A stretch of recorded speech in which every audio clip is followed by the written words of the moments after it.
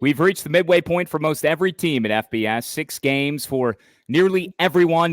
The regular season is halfway through, and there's just one winless team at this point. It's Kennesaw State, who couldn't pick up the win earlier in the week. UTEP off the schneid. Congrats, Scotty Walden, getting the win on a Wednesday night. Kyle Schassburger, Tripp Hurd, and the Godfather, Phil Steele, on Twitter, on X, at Phil042. Go online, philsteele.com. Get the magazine if you haven't. I can't help you. Appreciate all the listeners, College Sports Now, Family Networks, the Podcast Network, the OGs, and, of course, the visual offering on YouTube. The Varsity Network channel. Continue to subscribe and watch there. Viewership continues to grow. Over 1,300 viewers last week on the Week 7 edition. Tripp, I think it's you hammering all those Iowa unders, just continuing to encapsulate and engage this viewership as they come for the content. I can't get one right on Iowa, man. I'm trying. We'll keep shooting. We'll keep trying to get on the right side of the Hawkeyes, but it could be my hair as well. I don't know. You said it looked good earlier, so it did. Whatever. But thank you for everybody watching the show. We appreciate it. Yeah, hey, you got that. Tripp, last week you were 3-1 on your teaser, right? The only one you lost was that right. Iowa total? Iowa total. Mathematically impossible. Somehow it still happens. Yeah, Tripp's got the hedgehog look with the hair. The hair is flowing. We hope he can stay with us for the entire show because I know he's got a sick kid. We know how that can go. So hopefully he doesn't have to bolt. I've got his notes if needed. It'll be just Phil and I, but Tripp will be with us, we hope, for the next 55 minutes. We take you a full hour here on the Week 8 edition. And speaking of hair, I've gone mustacheless. There is only room for one mustache on this pod for the remainder of the season here at the midway point. That belongs to Phil Steele. Phil, we've got tons of games, a lot of games between now and the start of Saturday. We've already had games this week. A little unconventional start, though. I want to go with the biggest game of the weekend right off the bat for you. Pair of the nation's best teams, okay, going head-to-head. One recently has won back-to-back national titles. The other might have the strongest brand in college football. It's number 1 South Dakota State at number 2 North Dakota State in Fargo. National television audience. They play for the Dakota Marker. It's going to be on ESPN2. Of course, I'm talking FCS football. So let's spotlight the football championship subdivision, Phil. NDSU, 9 titles since 2011, a 3-peat and a 4-peat in there. SDSU seeking a 3rd straight. Mark Gronowski, the quarterback for South Dakota State, trying to steer the Jackrabbits closer to a 3rd straight national title. Tee it up for us. This is a huge game for a huge portion of the country. Yeah, it is. And, on Phil Steele Plus, we've got all the FCS access for you. And I've got a couple of pages right here. This is South Dakota State. As you mentioned, the defending champs against North Dakota State, who used to own the FCS. So far this year, both have one loss. South Dakota State lost to Oklahoma State 44-20, but they have steamrolled their last 5 opponents, as you can see here, including Youngstown State 62-13. But that's a pretty light slate. Northern Iowa's down this year. Youngstown State's down this year. So they've beaten 5 weaker opponents. North Dakota State's played a tougher schedule, like North Dakota, Southern Illinois, and done well. They're only lost to Colorado, and that by 3. This is South Dakota State team that last year was a veteran squad with about 20 starters back. They have just 10. Mark Gronkowski, their quarterback last year, had a 28-4 ratio, as you can see here. He does have 5 interceptions so far this year and 11 touchdown passes. I like what Cam Miller's doing. He's got 12 touchdowns, no interceptions. South Dakota State's owned the series. If you went back and looked, you can go back and look at all of them. South Dakota State's won the last 4. But I think it's a toss-up game. It's toss-up in Vegas right now. I'm going to lean a little bit with the home team in this one. I would take North Dakota State, more tested this year, and I like what Cam Miller's doing at quarterback. Yeah, Phil, some of the intel was showing the Bison as a 2.5-point underdog at home. So there are some numbers. Yeah, there are some value, certainly, based on the handicapping there from Phil. There is the FCS inside the press box as well. Information on that, added content, philsteele.com is where you want to go. You just got a glimpse at Phil Steele Plus, which we try to peel the curtain and provide some further additional information for you to see that $99 value if you become a subscriber. More information at philsteele.com. Gronowski, his father went to grade school with my dad, St. Jude Catholic School in the south side of Chicago in South Holland. So my father and I were chopping it up about that when I was down for the Texans game earlier this season. 9th time, 1 versus 2 in the FCS. It's coming Saturday night, ESPN2, NDSU, second-ranked team at home to top-ranked South Dakota State. The Dakota Marker, 3rd time the FCS is seeing 1 versus 2 during the regular season. All right, Tripp. Why don't you take us to where? Huntington. Let's go to Huntington. Thursday night, Georgia State on the road at Marshall. The Herd favored by 8.5, total sitting at 51. Georgia State so far this year, only 1-4 against the spread. However, that one win, you know where that came, against Vanderbilt, who's pretty good this year. Marshall's been a great spread team, 5-0-1, coming off a 1-point loss at Georgia Southern last week, where they gave up 3 scores in the fourth quarter of that one. Do you have a lean on this one here, Phil? Yeah, I do. I've been very impressed with Marshall all year. Go back to the Ohio State game. I thought they played a really good game against Ohio State. Only out first down, 23-18. Just gave up some big plays. Dominated Western Michigan in the first half. Dominated App State for a good portion of that game. And then last week, as you touched on, they had that thing locked up and sealed. And then Georgia Southern scoring 3 times late pulled out the win. But very impressed with them all year. Now, while Georgia State has Christian Veillere at the quarterback, and he's a Penn State transfer, this is a Georgia State team that lost a lot, including their head coach 3 games into spring practice. I think Marshall's the far better team at home, playing with revenge. I like the Herd in this one. Boston College for visiting Virginia Tech Thursday night. Hokies laying a touchdown. 48.5 is the total, 7:30 on ESPN. Virginia Tech has been a hallmark team on Thursday nights. When you think back to it, their success at home, they've won 13 of 20 games all time at Lane Stadium on Thursday nights. We're going to have a good quarterback matchup. Castellanos returned the previous time out for BC, going up against Kyron Drones. The under is hit in 4 of 5 BC games, Phil. So the over-under at 48.5 here. Virginia Tech leads 21-11 all time. Former Big East foes, both off a bye, and 1-1 in the ACC. VT earned that win first ever in the state of California. The last time they were out there, 31-7 on the farm over Stanford. BC fell by 10 to Virginia the last time out. Yeah, magazine season's pretty long for me. It's a 7-month process putting out that magazine each year. And if I ever get a little tired and a little down and I'm working late at night, I need a little boost, I go to YouTube. I call up a Virginia Tech thing, enter Sandman, and it fires me up. It's the best entrance to college football. It's a Thursday night game for Virginia Tech, and they're playing really well. I like the way they blasted Stanford last week. They probably should have beaten Miami of Florida. It depends whether you call that a touchdown or not at the end of the game. And they gave Rutgers a good game. Meanwhile, BC struggled last week, struggled in the last game at Virginia. I think they're good, but I think Virginia Tech's better. And then the key here is Virginia Tech. When they've won the last 2 years, they've had 10 wins. All of them have been by 17 plus. So they either win big or they lose outright. I think they win, so I'm going to call for them to win big. I like Virginia Tech by 17 here. All right, let's stay in the ACC. On Friday night, the mighty Florida State Seminoles make their way to Wallace Wade Stadium, 7 o'clock kick at Duke. Phil, I don't know where to go here. I think this is Duke's first chance to get a win over Florida State in football.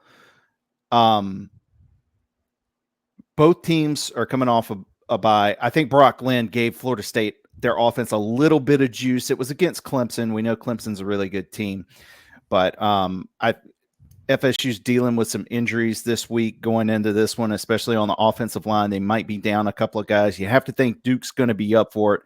Any reason we could side with FSU here? Yeah, Kyle, if you could show real quick the screen, I'll just take a brief moment. As Tripp talked about, look at all the red. The red here means that they lost the game. This is Duke against Florida State. Lost the game straight up. Here's what they've done against the spread. Green means they covered. Red means they did not cover. And red means poor offensive performance, poor defensive performance. As you could tell, it's all red for Duke. So I think when you look at the series history here, I think Florida State has a game where they could potentially get that first or get that rare win for them. I think this is one of those games where they're off a bye. They do have plenty of talent on them. I like Florida State to pull the upset here.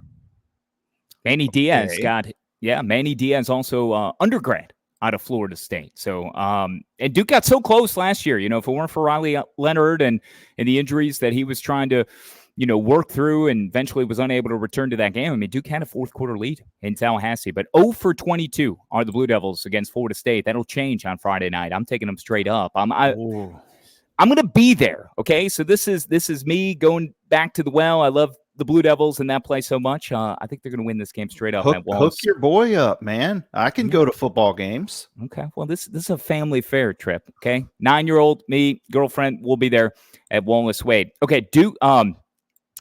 Oregon and Purdue. The Ducks off a thrilling win in front of a raucous Autzen against Ohio State this past weekend. Arguably the best win in the country. One of a slew of amazing games that we had this past weekend as college football is delivered in back-to-back weeks. Ducks, 496 yards, 7.6 yards per play. Did that against the Buckeyes. You have to imagine those numbers will be surpassed against a Purdue team that gives up a ton of points. Big Ten is 3-10 when traveling across 2 time zones. I don't think that number is going to affect Oregon here, Phil. The Boilermakers are losing games by an average of 28.2, but how about the second half last week? They looked better in Champaign, correcting a late deficit and forcing OT before being stopped at the goal line. Yeah, and I think I'm not going to overreact to last week's game because it was 27-3 for Illinois. They had a massive game against Michigan on deck, one they've talked about all offseason as probably the biggest game on their schedule, the 100th year anniversary of their stadium. They were taking on a poor team, a large favorite. You're up 27-3. I think they just went to sleep on the game. And then Purdue was able to make that comeback and shockingly led the game. And Illinois needed a field goal to force overtime. So I like the way Purdue came back in that. And I think Purdue catches another very favorable situation here in the fact that Oregon is off a massive game. They've got everybody patting them on the back. And the thing about Oregon this year that has surprised me is they haven't put away foes in the second half. You go back to the Michigan State game. They led 31-0, gave up a couple of late scores, turned out to be costly. UCLA should have been up 35-3 at the half and then only scored 6 points in the second half. So if there's ever a week for them not to put the hammer down, it would be this one in a letdown spot. I haven't been on Purdue at all this year, but I would lean with Purdue plus the points. I think neutral field, take away last week's result, just make it a regular game. I'll take Oregon by 35-42 points. But here, I'm going to take Purdue plus the points just for the situation. Yeah, it's a big number. I'm seeing 27, 8 o'clock game on Fox. First meeting at Purdue for the Ducks since 2008. But 556 yards offense for Purdue, 49 points. We'll see if they can cover that big number at home against the Ducks on Friday. Also Friday night late, 10:15 start, ESPN, Oklahoma State visiting number 13 BYU. Mike Gundy has more than an 0-3 start in the Big 12 to contend with after he got headbutted by a cow at his ranch during the bye week. Chance to right a lot of wrongs, though, as the Pokes have been one of the more disappointing teams. BYU won impressively 41-19 over Arizona, vaulted up to 13 in the polls, one of 3 ranked Big 12 squads, 6-0 for the 6th time in program history. They're 0-3, though, all-time against the Cowboys, Phil. Second Friday night tilt for them, too, after beating SMU 18-15 on the road earlier. Yeah, and I've been very disappointed with Oklahoma State so far this year. You go back to the Arkansas game, they probably should have trailed 28-0 at the half, but they got that interception return to keep them in the game and ended up winning it in overtime. Utah, they trailed 22-3. They got 2 garbage touchdowns. Kansas State, they were down 42-13, got a garbage touchdown.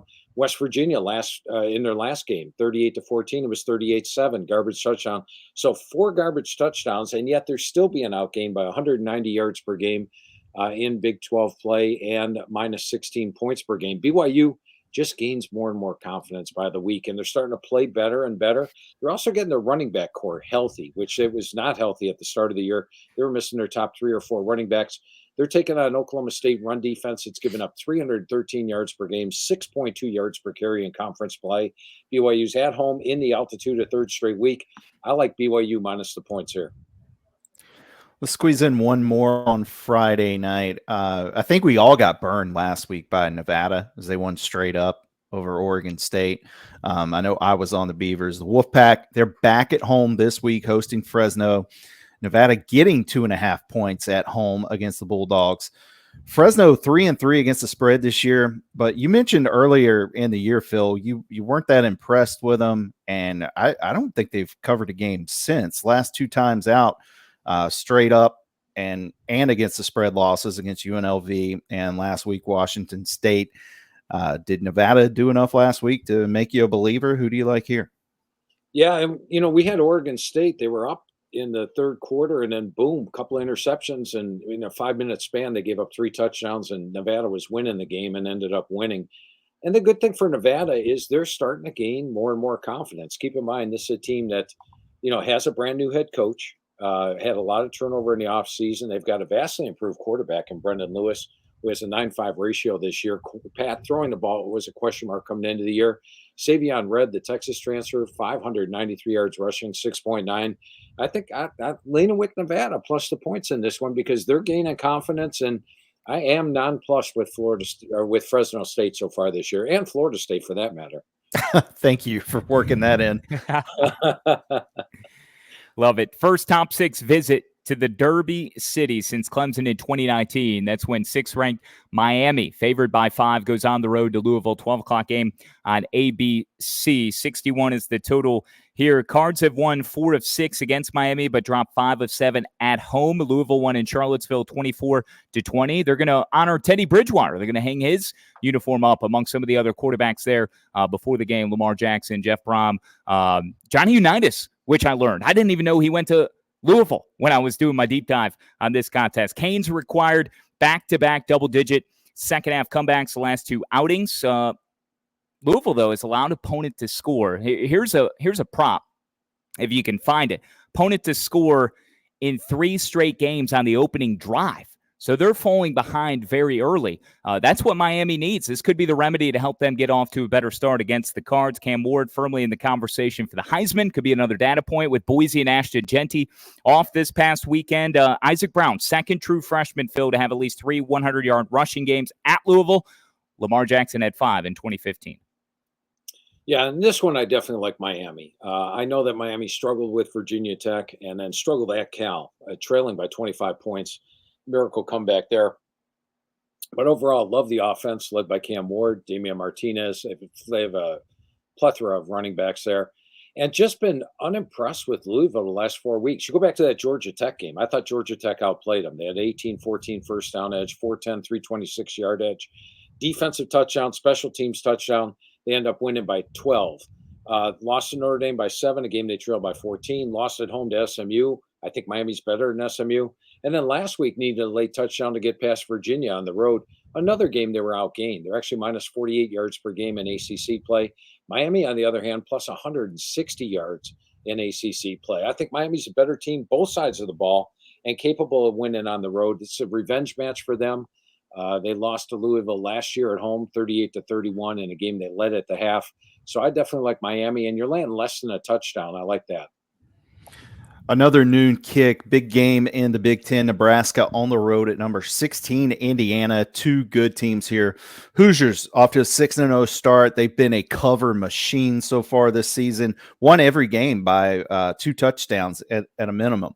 Cornhuskers 5-1 straight up. They're also a good spread team, 4-1-1. Both teams coming off buys coming into this week. Indiana offense has just been humming, 47 points per game, second in the FBS, averaging over 500 yards per game as well. Definitely going to be the toughest defense that Indiana's seen so far, though, here in Nebraska. And Nebraska does have Ohio State on deck. I don't think they're going to be looking ahead here, though, Phil. I think it should be a good game. No, remember last year Nebraska got to 5 wins and then lost their last 3 games or 4 games, didn't get to a bowl. They want that 6th win. And I tell you what, you guys know, I've been on Indiana all year. I picked Indiana higher than everybody else. I've been rooting for Indiana. They've been impressive all season. Love the Hoosiers. This is a tough game for me because Nebraska's a play-on team as well. My personal line on the game would probably be Indiana by about 6 or 7 points. Guess what the Vegas line is? 6 or 7 points. You hit it right on the head, Tripp. Nebraska's defense holding foes to 116 yards per game below their season average. That's 10th best in the country.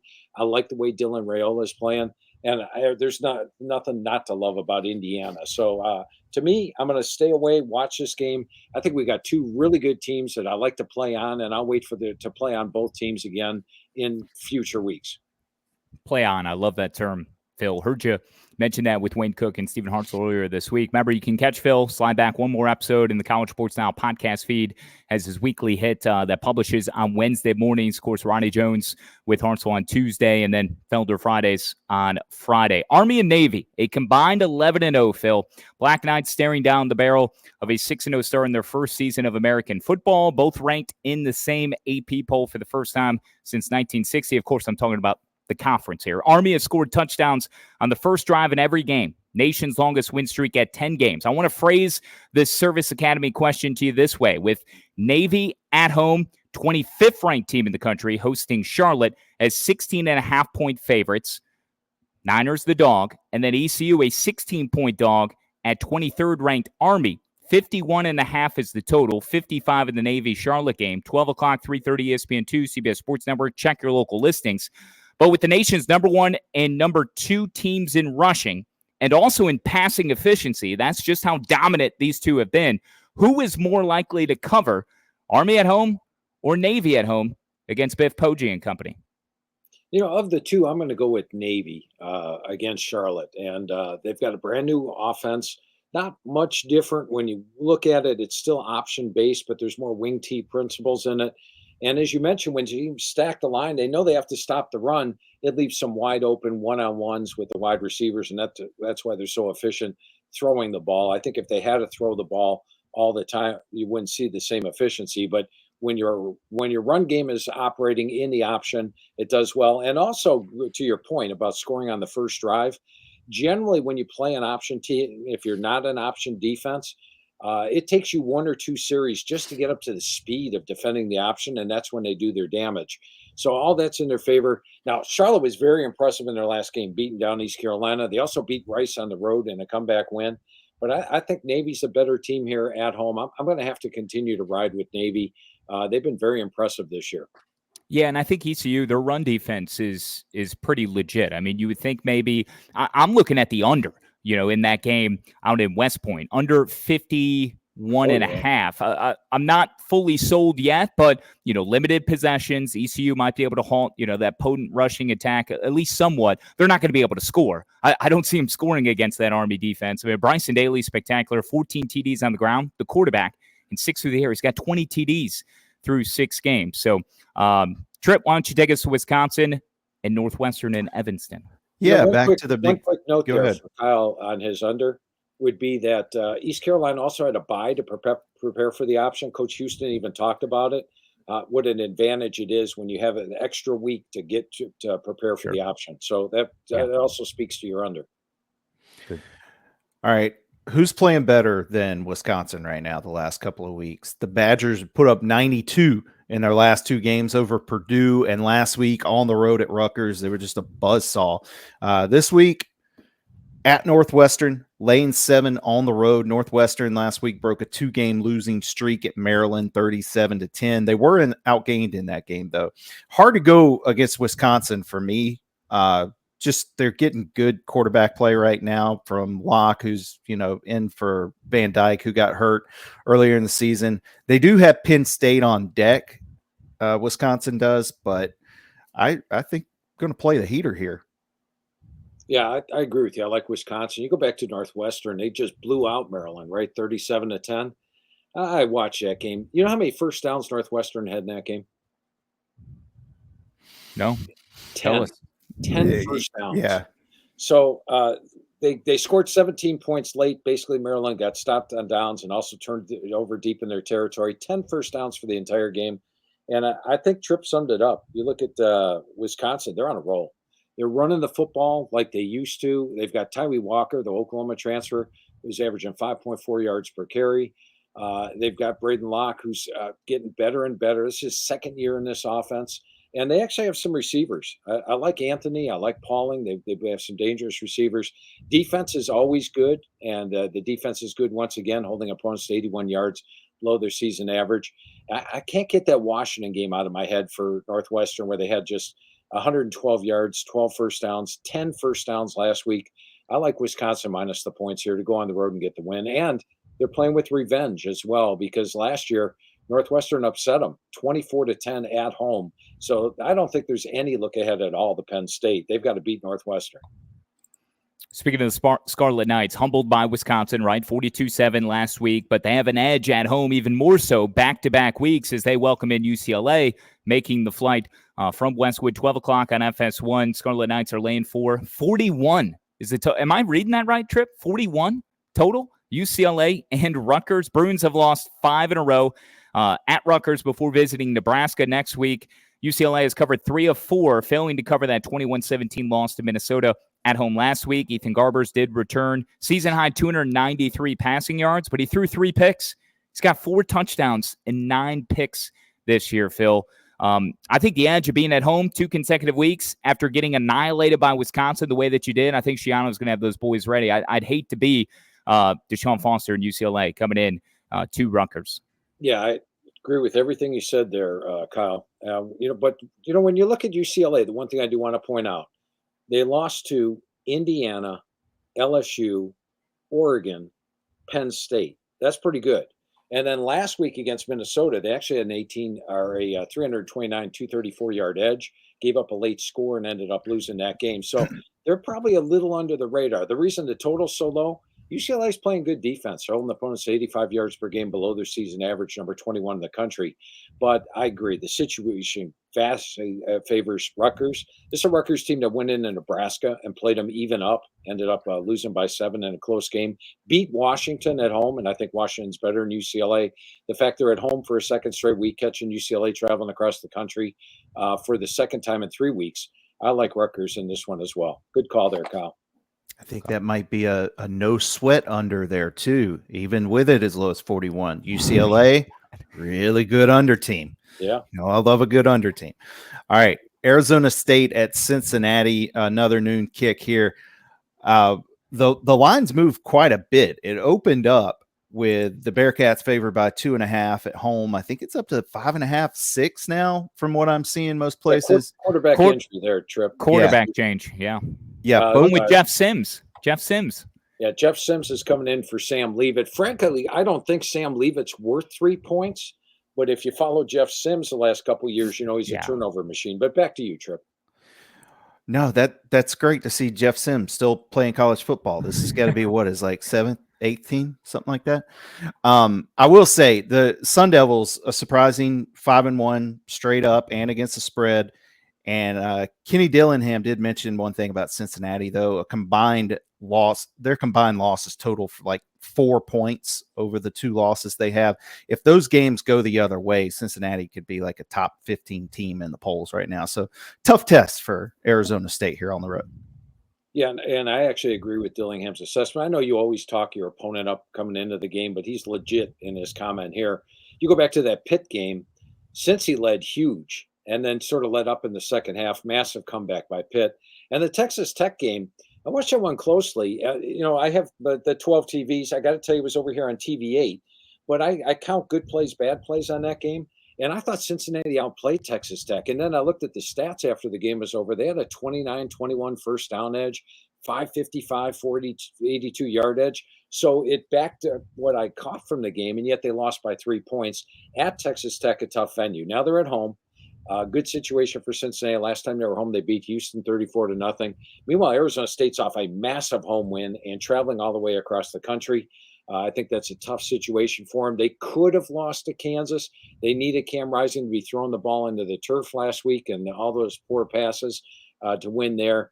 I think Cincinnati's a better team at home. Not wild about the fact the line jumped up to 5. I really liked it at 2.5, but I still like it at 5. And I'm going to count on Jeff Sims to give me a turnover or 2. That's a good bet right there. Louisiana and Coastal Carolina, 3 previous meetings have all been won by the road team. It's the Chants hosting the favorite. Raging Cajuns coming in laying 4.5, 56.5 total, 12 o'clock ESPNU. Cajuns trying to keep pace in the Sunbelt West. Monroe, Texas State also unbeaten in the division. How about Monroe? What a darling they've been under Brian Vincent. You think UAB's kicking themselves over the Dilfer versus Vincent hire? Sleepless nights in Birmingham, in the Magic City, that's for sure. Coastal got smoked by JMU 39-7, scoring 31.8 points per game, Phil. Didn't show against the Dukes, but Louisiana 22nd in opponent yards per game, 9th against the pass. So, I don't know. I'm expecting some points in this one, but do you got a side that you like here on the teal turf? Yeah, I do. I like Louisiana in this one, and this is the third year for their head coach DeSormeaux, and they're off to a 5-1 start. The lone loss, Tulane, and if you watch that game, Tulane got like a defensive touchdown and a special teams touchdown. There were 2 defensive scores there. I thought they outplayed Tulane, and Tulane's a really good team. So if that's your lone loss, you're in good shape. They beat Wake Forest on the road. They just beat App State 32-24. So I've been impressed all year. I was wondering if Ben Woolridge is going to be healthy enough to play this year. He not only has been, he's back to his form. He's hitting 68% with a 12-4 ratio. And I've been very disappointed in Coastal the last couple of weeks. You go back to that Virginia game, I thought they were in a tremendous situation at home. They get blown out by Virginia. And then last week just got blown out by James Madison. I think Louisiana's a better team. Are they a dog or a favorite here? I got them as a 4.5-point favorite. Okay. I'd still like them, even if they're a road favorite here at Coastal Carolina. I think they're the better team. All right, let's jump to the SEC. South Carolina in a tough travel spot this week as they head to Oklahoma to take on the Sooners. Oklahoma, a narrow favorite at home right now. I'm seeing 1.5, 2, up to 2.5. Gamecocks nearly pulled the upset last week at Bama, but now they're back on the road in the SEC, back-to-back weeks. That's never going to be easy. I do think the South Carolina defense will give OU some trouble, though, averaging 3 sacks a game, over 7 tackles for loss each game. Oklahoma still banged up, very thin at wide receiver. Kind of a tough call for me on this one, but not a lot of points coming here, I wouldn't think. No, a tough call for me as well. To pick Oklahoma or South Carolina, I think both are in decent situations here, but I like the under. You hit it right on the head. South Carolina's got a hell of a defensive front. We saw that against Kentucky. And Oklahoma's offense has been so underwhelming this year. We're talking about 288 yards per game. They are averaging 20 yards below what their opponents normally allow. This is an offense that had 507 yards per game last year. Now they're under 300 yards per game. But they've got a good defense. They're holding foes to 85 yards per game below their season average. South Carolina holding foes to 122 yards per game below their season average, number 7 in the country. So 2 really good defenses, 2 offenses that are okay, or actually below average, I'll call them. So I like the under in this one, even though the total's low at 42. You wouldn't expect that in an Oklahoma game. But this is not last year's Oklahoma team. This is this year's Oklahoma team. I like the under in that one. Third Saturday in October, earmarked for the Tide and the Vols. 7th-ranked Alabama, 3-point favorites on the road at 11th-ranked Tennessee, 3:30 on ABC, 56.5 is the total. Can't lose game, it feels like, for both sides here, Phil, with the stakes extremely high in relation to the new 12-team college football playoff. Each team still very much in it, but taking a loss now at the midway point with as daunting of an SEC schedule as both have remaining will certainly hurt you, capable of getting 2 teams in the field. The ACC and the Big 12 have proved that. So that's kind of taken away the thought of maybe 4 for the SEC. So very important. Tide hobbled to the win against South Carolina. Tennessee had their hands full in the comeback win over Florida in OT. 107th meeting comes at Neyland. You had the instant classic 2 years ago with the goalposts going into the river. Ended a 15-game slide against Alabama. Who do you like in this mid-afternoon matchup? Yeah, and this is one I've been battling with my computer all week with. My computer likes Tennessee by 3. I like Alabama. So I'm going with Alabama. I think when you take a look at the quarterbacks, Nico Iamaleava is a guy that started out hot, but has sort of come back down to earth the last couple of weeks. The run game has been struggling a little bit. It's not your normal Tennessee run game. And for them to be really effective, they have to be running the ball. Alabama does have a good rush defense, allowing just 129 yards per game, 3.3. And they've got the more veteran quarterback. I like Jalen Milroe. And even though they're on the road here, and both teams have struggled the last 2 weeks. Florida had 4 drives in the red zone in the first half, end up in 3 points. They should have put Tennessee away in the first half. They didn't. I think Alabama's capable of putting them away with that offense. So I think we're going to see the Alabama team that you saw against Georgia this week against Tennessee. I like Alabama minus the points. All right, let's talk Michigan, Illinois. I left work last week. Illinois is up 27-3. get home, check the score, and somehow the final comes up to 50-49. Illini barely escaped with a win last week. Next up, they've got Michigan coming to Champaign. Wolverines off a bye. We should see Jack Tuttle start at quarterback again for Michigan. He's 25 years old, one of these older quarterbacks, and his teammates call him Uncle Jack, apparently, which is kind of funny, kind of weird. I'm just wondering, was Illinois already looking ahead to this game in the second half of of last week's game? So you got to think we see a much sharper version of the Illini than we saw in that last 30 minutes last week here, Phil. Yeah, as mentioned at the start, I think Illinois 27-3, huge favorite. You've got this game against Michigan on deck. And really, if you listen to Illinois during the offseason, the game they talked about was this one. It's the 100th anniversary of the stadium that I believe it's Jim Thorpe played here. Red Grange, and sorry, got those two guys. Yeah. Yeah. Wasn't around back then, but yeah, Red Grange. So Red Grange, 100th anniversary of the stadium. They were able to get Michigan to come here. They've been talking about it all year. And I think they started thinking about it in the third quarter of last week's game. And with Michigan, they do have Jack Tuttle. And I think Tuttle would have been the starting quarterback had he not been injured in August. So they actually have a little bit of a pass game. But I love Luke Altmaier. He's got a 14-1 ratio this year. Caden Fagan probably going to miss the game, but I like what I saw to Josh McCray last week, and I think McCray's going to be a capable back. Illinois does have a good defense. They're fired up. They're at home, and they're the underdog. So I'm going to take Illinois plus the points to pull the upset here. Yeah, I think we may see the ghost of Red Grange rear his head here 100 years after what was a 6-touchdown performance in a historic win over Michigan at the time. So, yeah, rededication game, Memorial Stadium, home dog. Reigning national champs in town. You're right. They've had this one circled for quite some time. I like Illinois straight up. Illinois wins this one. I'm giving some of my pick. I'm weaving them in because I feel so strongly. ILLINI. Chief Illini Weck and Red Grange might straw out the midfield for the coin toss before the game together. Okay, the ghosts of both of them. A couple games I want to skip for the sake of time, but just to note, still in the Big Ten, USC 7-point favorite on the road at Maryland. 4:00 game on FS1. I just can't see, the Trojans dropping another one. I do like that USC to cover that one. Lincoln Riley, was it 5-8, I think, over the last 13 games for him going back to last season. And then you have the Battle of the Bricks in the MAC, Ohio and Miami. The Red Hawks, 3.5-point favorite at home, 3:30 on ESPN. But I want to shine a light, Phil, on Mercedes-Benz Stadium, which made news with Georgia Tech this week. $10 million the Yellow Jackets are being paid to move next year's game against Georgia inside the Benz. It's not going to be played at Bobby Dodd Stadium next year. Georgia Tech has been playing in the Benz more often. Georgia's certainly no stranger, but the Yellow Jackets are welcoming 12th-ranked Notre Dame to Atlanta on Saturday, Phil. Fighting Irish, 11.5-point favorite, 49.5 the total. 3:30 game on ESPN. Does Haynes King play? He's listed as day-to-day, according to Brent Key. Notre Dame loses Benjamin Morrison. The injuries continuing to pile up. It's a laundry list every week. It's the same old, same old. First trip to the Benz, though, for Notre Dame. Official Yellow Jacket home game. Irish lead all-time 36-1. Yeah, I think Notre Dame will have a good amount of fans there. The Haynes King thing is big because he is such a big part of that offense. Not only throwing the ball, I hit 71% with 8-1 ratio, but also running it.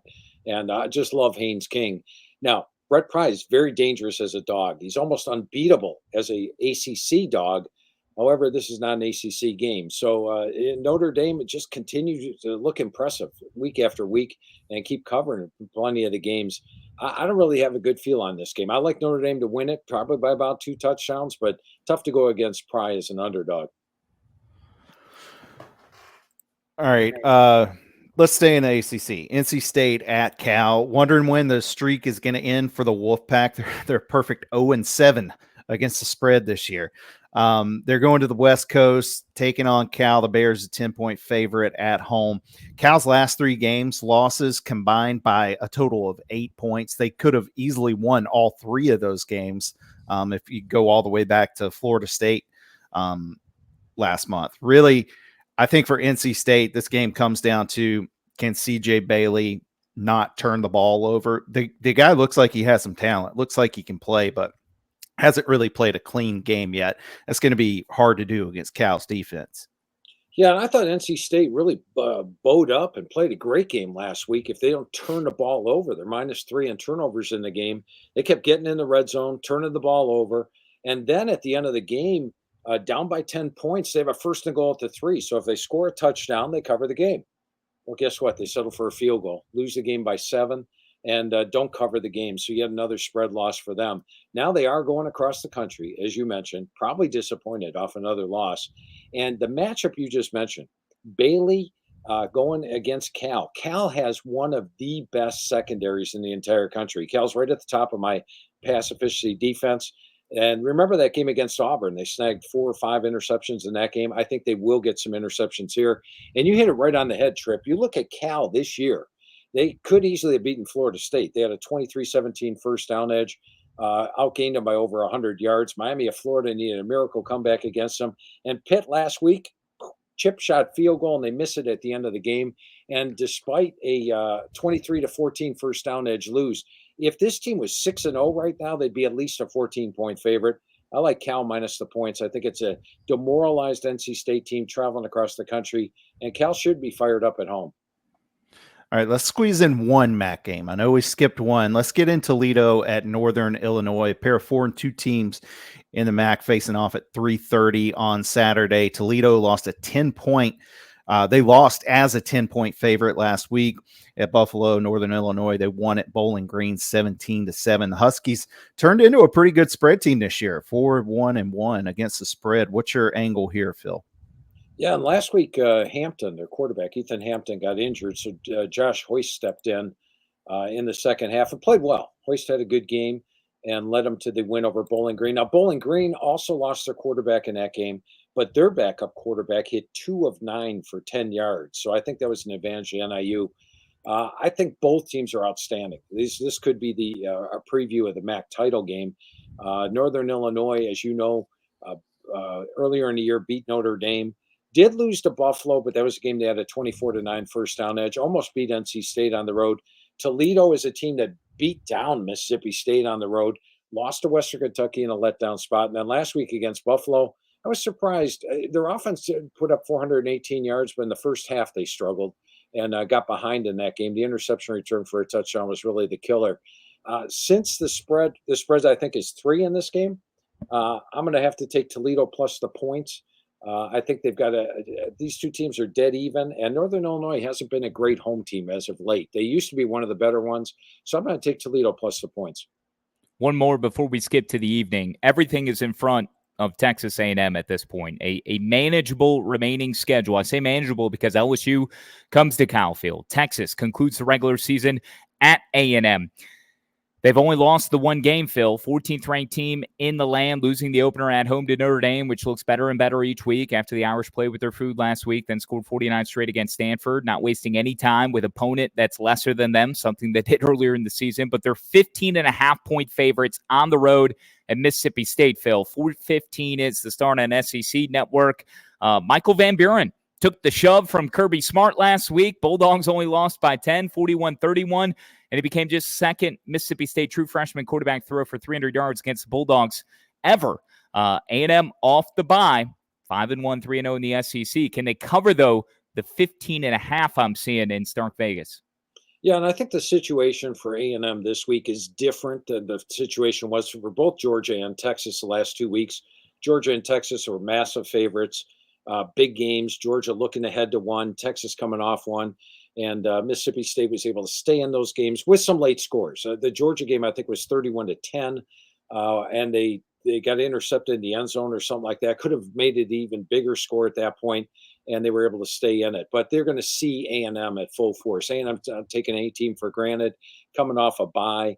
And how about Mike Elko? I mean, the job he did at Duke was remarkable, and now he's got better talent to work with. And look at the job he's doing at A&M. And when I talked to Coach Elko this spring, after spring practice was over, he said, Phil, this may be the best defense I've ever had. And he's had some really good defenses in his time at Notre Dame, even back to Texas A&M, even at Duke, he had good Ds. They're allowing just 318 yards per game, holding opponents to 110 below their season average. Massive defensive edge. I think the offense keeps rolling. We saw Florida come in here and win by 17. We saw Toledo come in here and win by 24. I think A&M's better than both those teams, so I'm looking for A&M to get the cover here. All right, let's move to the evening portion. I mean, for the fourth straight week in college football, we've got the game of the year, game of the century, whatever you want to call it. Number 5, Georgia on the road at top-ranked Texas. Huge game in the SEC. Longhorns. Yesterday, I was seeing 3.5. Today, I'm seeing more like 4.5 that Texas is favored by. They've looked the part, though, as the top-ranked team in the nation, pretty much in the top 10 in almost every statistical offensive category you can come up with. And Georgia's looked a little vulnerable versus the past, but we know how good they are in the big games under Kirby Smart. And you have to think that if they could find a way to win this one, that shakes off any of the what lingering doubt may be left over from the loss at Bama earlier this year, Phil. Yeah, this is another one where I've been arguing with my computer all week. My computer's got Texas by 12, and I'm like, I am not going against Kirby Smart as an underdog when they're going to play their A++ game. And I love what I saw to Georgia in the second half against Alabama. They're down 30-7. They don't have a prayer. They come back and they're winning that game in the fourth quarter before the long pass to Williams down the sideline. So it showed me a lot. And when you look at Texas, there's a lot of talk about that defense. And the defense is good, no doubt about it. They're allowing 230 yards per game. But what offenses they faced? The toughest offense they faced this year is UTSA. I mean, they played Michigan without a pass attack. Oklahoma, which I talked about earlier, averaging 288 yards per game on the year. So I think they're going to take on their first real offense this year in Georgia. And I think you're going to see Georgia's A++ game as a dog on the road. I'm taking Georgia to win this one outright. If you thought it was a party for the Hogs in the upset of Tennessee, imagine what it would be like under red owl conditions at home against another top 10 opponent in 8th-ranked LSU. Teed up for 7 o'clock from Razorback Stadium. The Hogs are catching 2.5. Pittman and those Razorbacks, 55.5 is the total. Arkansas off the bye after the stunning win over Tennessee. LSU never led until the OT winning score against Ole Miss in Death Valley. 14th straight win for them at Tiger Stadium. Pittman as a dog. They've already done it, though, Phil. I know how you feel about this situation. Is there enough juice? Do you go back to this well with Sam Pittman and Arkansas at home? Yeah, Pittman as a dog. Pittman against ranked teams, almost unbeatable. I think he's 8-1 against ranked teams. Tremendous as a dog. And I absolutely love the situation here. Arkansas off a bye at home, as you touched on, a big home game. Meanwhile, LSU, the reason I liked LSU last week was they were at home at night in Death Valley as an underdog against Ole Miss.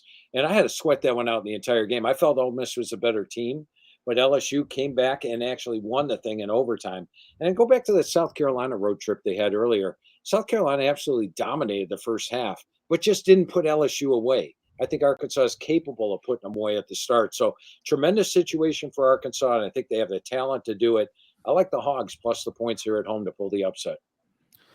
Let's go to the Big 12. Iowa State just on top of the world right now. 6-0 start, 5-1 against the spread. They've had just a great first half of the season. They're at home this week against UCF, laying 13.5. Cyclones can't take their foot off the gas, though. They've got BYU, Texas Tech right up there at the top of the Big 12, trying to stay undefeated in league play.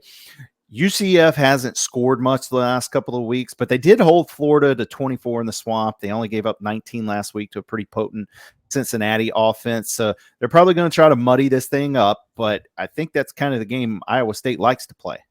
It is. And I think Iowa State's the best team in the Big 12. When I talked to Coach Campbell this year, going over each position, we talk about each player at the position, then I asked for a recap. Seemed like every recap of each position he gave, he said, Phil, this is the best unit we've had since I've been here. Or, Phil, this is the most experienced unit we've had since I've been here. This is the most talented unit. But each one had that going for him. So this is his best team by far. And my concern with Matt Campbell in the past was didn't really cover as well as a favorite. Always great as a dog. Beat Iowa on the road. I think when you look at the end of the year, Iowa could be a 10-win team. That's a very impressive win. Then they covered against Arkansas State as a big favorite. covered against Houston as a double-digit favorite, covered against Baylor, and even last week on the road at West Virginia, took West Virginia's best punch, covered. So he is covering as a favorite at home. UCF's got quarterback questions. KJ Jefferson got benched for Ja'Cory Brown, and now they're going on the road. They've had some problems this year. They've had some players quit the team or opt a red shirt after 4 games. So I just think Iowa State's got the mojo working for them, covering, and they're the better team. I like Iowa State minus the points at home. Q Country Roads for a 7:30 start on Fox. West Virginia catching 3, 55 the total. 17th ranked Kansas State comes to town. Just some high-level matchups that Morgantown has been getting. Yet Iowa State, the 28-16 win for the Cyclones last week. K-State had nipped Colorado. Mountaineers got pounded by the Clones. K-State comes in with a potent rushing attack led by DJ Giddens, 25 carries, 182 last week against the Buffs. Avery Johnson and K-State found a way late. Colorado continuing to get better, and K-State showed they were the better team. Will it travel to Morgantown in a series that's been very weird? I mean, games are always weird in Morgantown, Phil, but it's been built on streaks. Wildcats 1-4 ATS in the last 5 road games. Unders hit 8 and 11 games. But in terms of those streaks, Cats won 4 straight. Then the Nears won 5 in a row. K-State has taken the last 2. Who do you like here in Morgantown? I think talent-wise, these two teams are even. But I like the situation for West Virginia a lot. And look at who West Virginia's lost to this year. They're 3-3. Penn State, undefeated. Pitt, undefeated. Iowa State, undefeated. Best team in the Big 12. One of the best teams in the country. And Pitt's playing great. And that's a game West Virginia blew a lead late. A 2-score lead late against Pitt. So it's a really good West Virginia team. I'm even though they're 3-3, I think they're very strong. I think these two teams are equal, but you've got West Virginia at home, off a loss, catching Kansas State traveling across the country. K-State, meanwhile, is playing late night at Colorado, a game they led 21-7 at the half, but needed a late touchdown to win. Then fly back home, now fly to West Virginia. I like West Virginia plus the points to pull the upset here. Neil Brown, 3-16 against ranked opponents. Built so much goodwill. Can he gain some more back here on Saturday night? Tripp. All right, the one miss we already talked about last week, my teaser, Iowa blew it all to pieces. I'm even getting some advice from our fan base. Maybe that's not the smartest plays to make in the world. Iowa Hawkeyes back to an over machine, I guess. Last week, game went over by 1 million. Phil, you were just talking about this a second ago, and I know you talked about it. You brought this up a little bit earlier in the season. A pretty manageable stretch for Iowa, finishing out the second half of the season here. Just win out and see what happens. This week, they're at Michigan State. They're laying 6 points. I mean, with it being under a touchdown, hard not to lean Iowa here. Yeah, you look at how Michigan State's matched up against the big boys this year. Against Ohio State, lost that game 38-7, and Ohio State pretty much put it away later in the game. And then the Oregon game, they were down 31-0 and scored a late touchdown and a late field goal to get the cover in that game. But those two games are outgained by 237 and 227. And while Iowa doesn't get the attention or notoriety of those big boys, I think they're up there with that level. Look at last week, how they handled Washington, beating them 40-16. Caleb Johnson is one of the more underrated running backs in the country. He's averaging 7.9 yards per carry. And Cade McNamara is starting to throw the football better. Defensively, Iowa is strong. I just think Iowa is a much superior team here, capable of going on the road and getting the win. And Coach Ferentz is about a 60% play as an away favorite. So I like Iowa minus the points here. Kentucky laying 1 on the road at Florida, 7:45 SEC Network, 75th meeting. Gators have won 29-35 at home. And prior to home losses in 18 and 22, Florida hadn't lost to Kentucky in Gainesville since 1979. It's DJ Lagway's team now. Graham Mertz is out, ending his college career, the ACL tear. I think that's going to work wonders here for a guy that's more comfortable as the freshman. He knows now that he's not going to have to share snaps with Graham Mertz. I think that could be fruitful, certainly for Billy Napier, who has righted the ship somewhat here at this stage in the season. Wildcats fell to Vandy last week. Gators have momentum, though. And I like the stability now at quarterback. Who do you like here in the swamp against 7:45 Kentucky and Florida? Yeah, massive game for Florida. If they win this game, they've got home games against LSU and Mississippi, and then they've got Florida State to finish off the year. They could still have a pretty good year, even with Georgia and Texas on deck. And I think they've been playing great. You go back to last week's game against Tennessee, as I mentioned, they had 4 drives in the red zone in the first half, end up in 3 points. We're talking about a fumble at the 1, stopped on downs at the 18, making a field goal and having too many people on the field cost them in that game. And Kentucky struggled against Vandy last week, and they were in a good situation catching Vandy off the big win. But yet Kentucky trailed 20-7 in that game, scoring a touchdown in the fourth quarter. They're only averaging 12.8 points per game in SEC play.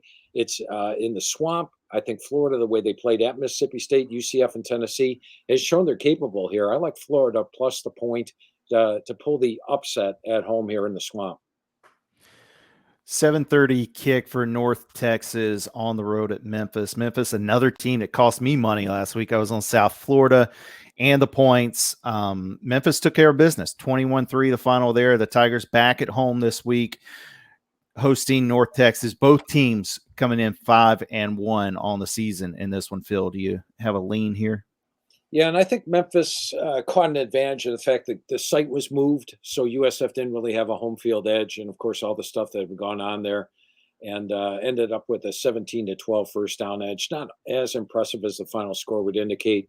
North Texas has looked pretty good. Now, concerns me that Texas Tech game concerns me a little bit, and then you look at last week against FAU, they were down 2 scores, needed 2 late touchdowns to pull out a 41-37 win. Didn't look like they were going to win for a good portion of the game. But with that offense, they have backdoor potential. Memphis is not a great home favorite, so I would lean with North Texas plus the points. All right, let's go chasing, Phil. I believe you got a play on each of these games. I'll set you up for the first. UNLV at Oregon State, 10 o'clock on the CW. Yes, the Beavers let us all down last week. That was a wild finish, too. 42-37 following the Wolfpack, allowing 4 rushing touchdowns to Savion Red, a pick 6, a 67-yard quarterback rushing score in a wild fourth quarter. First visit for the Rebels to Corvallis in 22 years. 5-1 overall, closing out the non-league slate. Ricky White, chance to climb even higher on those receiving charts at UNLV, who beat Utah State 50-34 with 41 first half points last week, the most ever in a half against an FBS foe. Yeah, and this one I like Oregon State at home at night, Reser Stadium. And, in the last 4 years, Oregon State has lost 3 home games.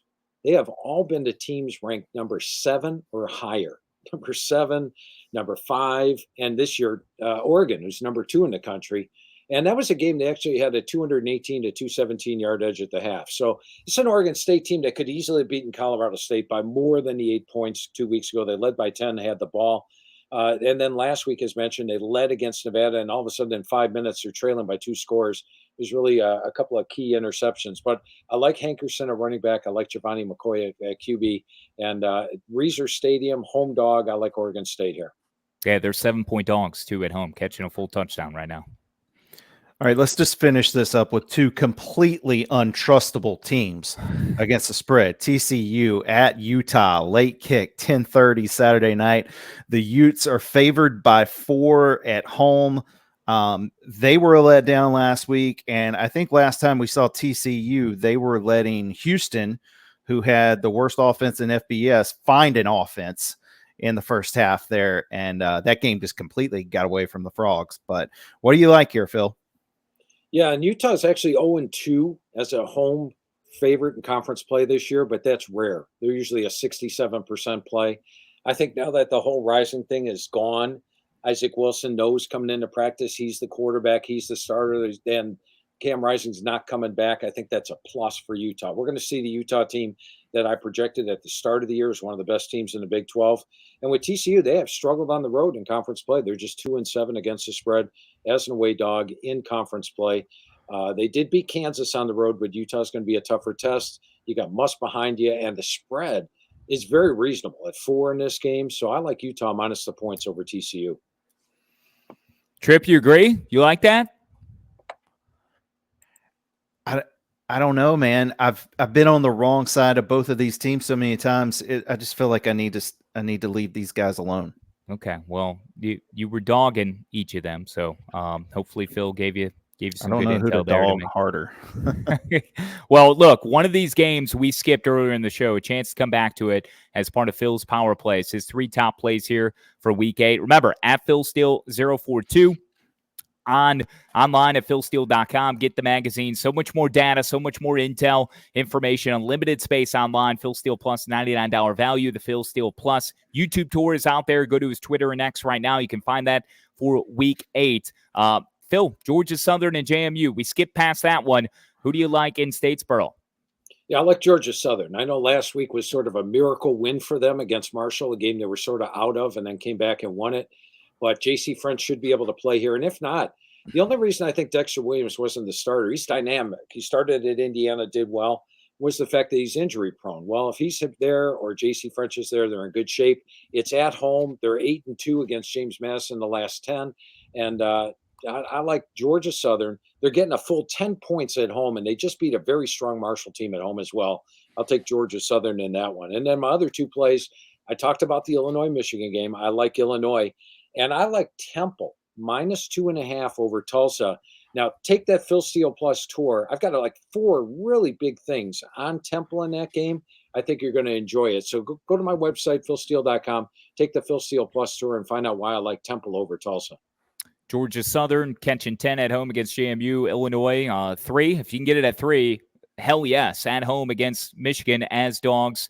Temple, 2.5-point favorite there. Many of these guys, Brian Barnhart, Illini Sports Network, Danny Reed, Georgia Southern Sports Network, one of the schools I managed from Learfield. He was losing his mind in a 23-3 game, and the comeback for Georgia Southern at the end of that one and taking the lead in the final minute against Marshall, certainly something to behold. You can listen to all of these guys on the Varsity Network app, Live College Sports. Download the free Varsity Network app available for both Apple and Android. Listen to College Sports Live with the Varsity Network app. You got the Blitz with Stephen Hartzell as well, starting at noon. Phil Brain will be there to start things off. Hartzell will clean things up week 8 on Sirius XM and the Varsity Network app. We got Phil's Power Plays. Tripp, you want to go before I shut us down?